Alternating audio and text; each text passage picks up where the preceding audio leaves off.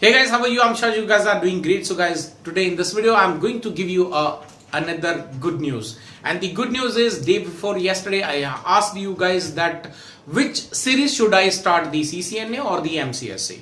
The maximum vote you have given to MCSA, so I'm sticking with your decisions. I'm starting the MCSA complete series where we will start from beginning to advanced level. We will cover the each and every topic, whether it is a PDC, ADC, CDC, RODC, DSCP, load balancing, user management, group policy, DFS, FTP, VPN. There are a lot of topics. We'll cover one by one.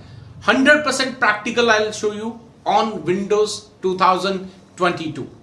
We'll use some Windows 16 as well, Windows 19 as well, and 2022 as well. So I hope guys this complete series will help you guys and of course to me as well to enhance this channel to a next level. So if you like this complete series, please hit the like button. And if you are new to my channel and you're curious about to know the complete practical on this MCSA courses, so do subscribe and press the bell icon so that every time I upload video you will get notified. See you in the next video. Till then, stay safe. Goodbye.